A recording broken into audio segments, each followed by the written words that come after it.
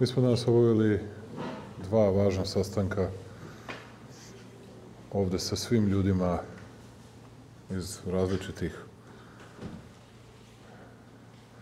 vidova Vojske Srbije, dakle i kopnene vojske i ratnog vazduhoplovstva i protivvazdušne odbrane, sa svim najvažnijim ljudima Vojske Srbije takođe, razgovarali o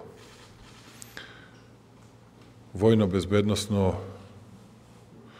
ekonomsko-političkoj situaciji u regionu, u svetu, sa potencijalnim posledicama u budućnosti na ugrožavanje bezbednosti Republike Srbije i njenih građana, a na drugom sastanku smo predočen mi je plan i program opremanja, naoružavanja, dakle, organizacije i popune ljudstvom Vojske Srbije u periodu od 2022. do 2027. godine, dakle, petogodišnji plan.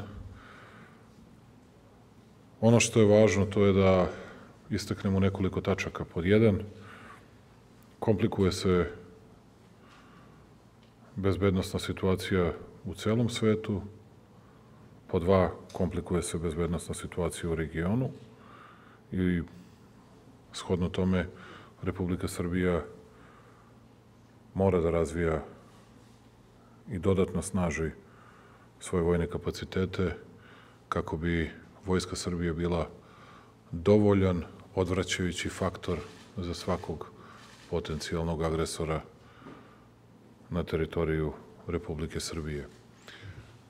Ono što jeste predlog, to su ogromna nova ulaganja koje je vojni vrh izneo u narednom petogodišnjem planu. Ministar Stefanović i ja smo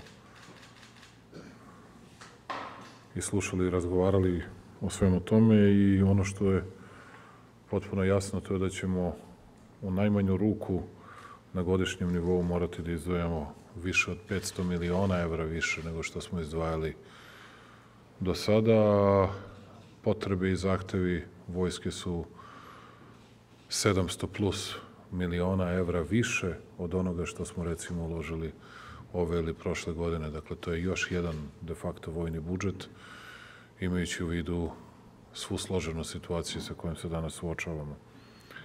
Narastajuće tenzije na istoku Evrope, sve snažniji sukobi ekonomsko, energetsko, politički između zapadnog sveta i Narodne Republike Kine, između zapadnog sveta i Ruske Federacije, kao i prelamanje interesa velikih sila i regionalnih sila u našem regionu nam daje za obavezu da dalje snažimo srpsku vojsku i ono o čemu smo razgovarali je bilo kako da popunjavamo jedinice, kako da dalje poboljšavamo materijalni status naših vojnika, oficira, podoficira, kako bismo, iako je ove godine to nešto bolja situacija nego što je bila prošle i pretprošle, upravo zbog finansijski poboljšanih uslova, finansijske situacije koja je povoljnija, kako i na koji način da u narednom periodu dodatno privučemo ljude da služe vojsku kako bismo mogli sve naše jedinice da popunimo u skladu sa zahtevima i ciljevima koji su postavljeni. U narednom periodu biće određenih izmena strategijskih dokumenata, dakle u smislu potreba daljeg jačanja naše vojske koje će čuvati vojnu neutralnost, to je dugoročna politika Republike Srbije, ali i koja će jasno omeđiti potrebe dostizanja određenog nivoa snage i kapaciteta odbrambenih vojske Republike Srbije. Šta to znači? Dakle, do kog nivoa vojska Republike Srbije, odnosno na kom nivou snage i sposobnosti Vojske Srbije ćemo mi moći da budemo zadovoljni.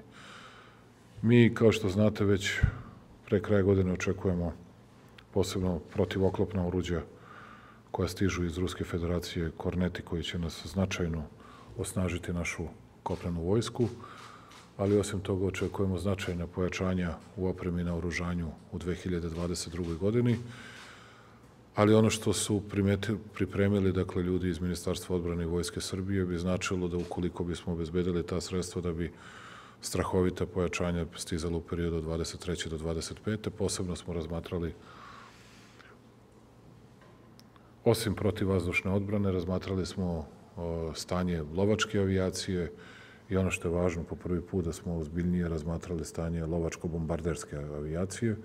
Vas dvojica mi ispravite slobodno ako bilo gde pogrešim. Dakle, lovačko-bombarderske avijacije očekujemo značajna pojačanja i značajne nabavke u okviru lovačko-bombarderske avijacije i istovremeno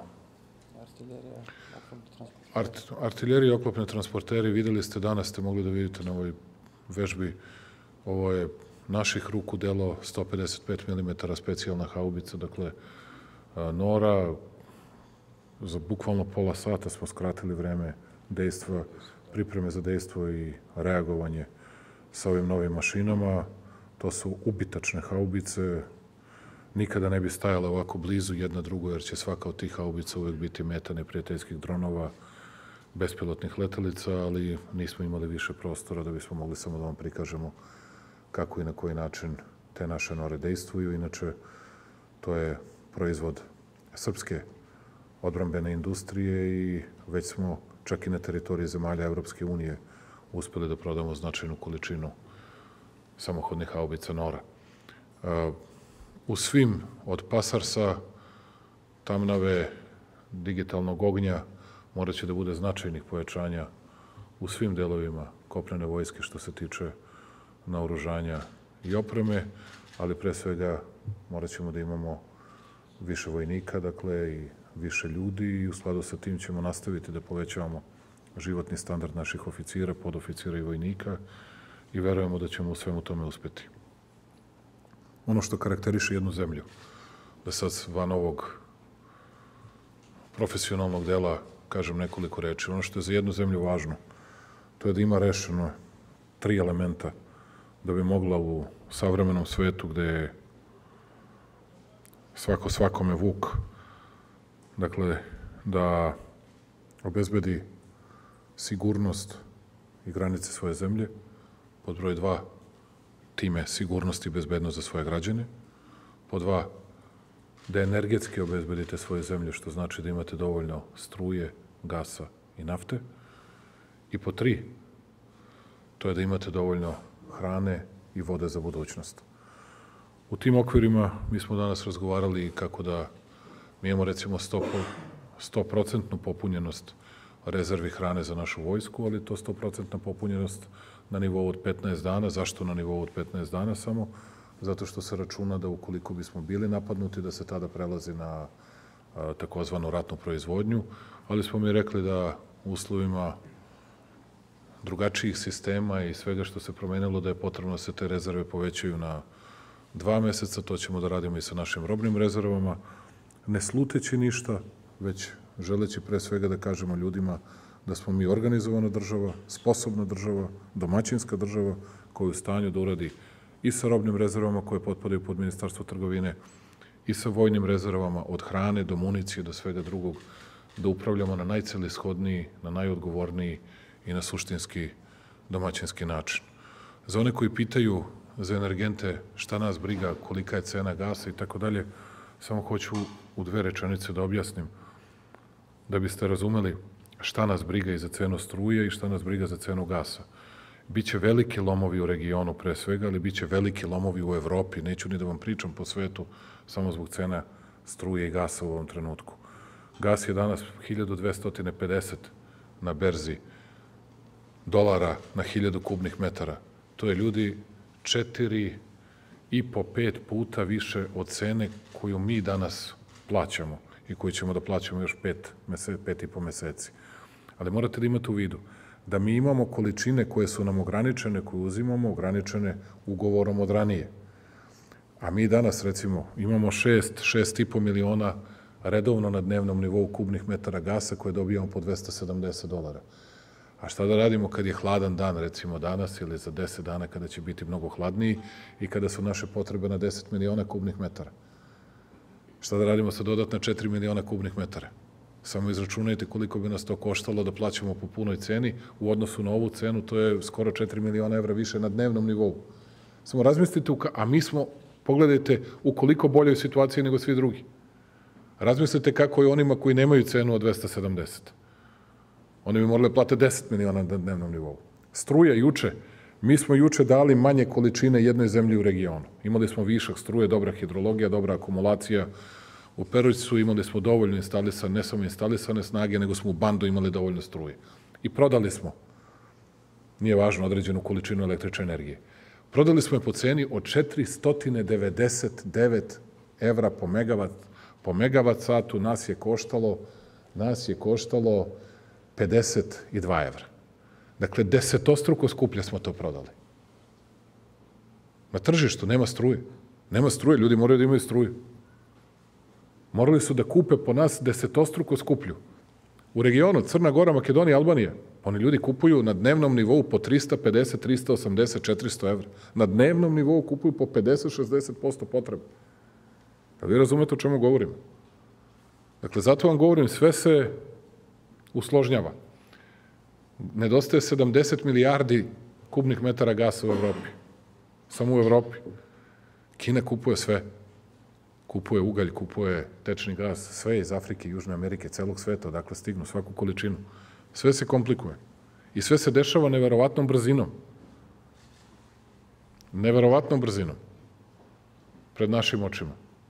Samo ako mi to dovoljno ne vidimo i ne razumemo šta se to sve zbiva pred nama, onda nismo dovoljno odgovorni, nismo dovoljno ozbiljni. I zato vam kažem koliko je ozbiljna stvar i koliko je važno da imamo vojsku kao garant stabilnosti, kao garant sigurnosti, kao garant bezbednosti za sve naše građane i ta vojska mora da postoji ne da bi ti ljudi dobijali plate, već da ta vojska bude zaista odvraćajući faktor za svakoga ko bi pomislio da može da ugrozi Republiku Srbiju.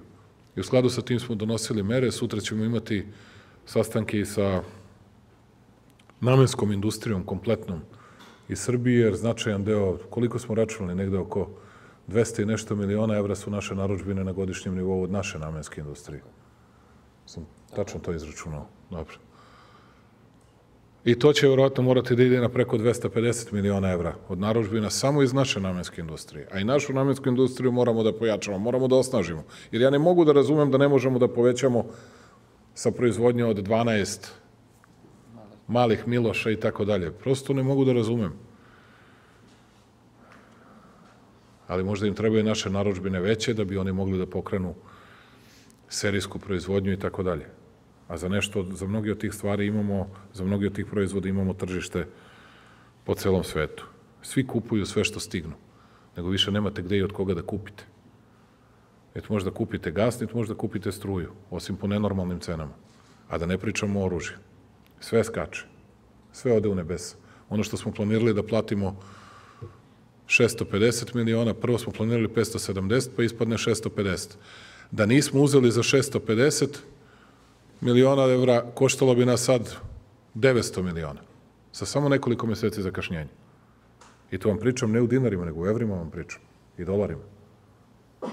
Sve cene odoše. Čim skaču cene energenata, čim skaču cene sirovina, komoditija, kako hoćete, dakle od bakra, nikla, kobalta, boksita, cinka, svega drugog što skače po svetu, šta ćete? Ne možete, morate da platite sve to, od bitumena i cementa da ne pričam. Tako da, mnogo problema, ali gledamo da se nosimo i ono što mogu da kažem to je da naša vojska je danas mnogo snažnija nego što je bila. Da li sam zadovoljan? Ja sam zadovoljan angažmanom tih ljudi, a da li sam zadovoljan našom spremnošću, našom gotovošću? Nisam nikada i nikad neću biti.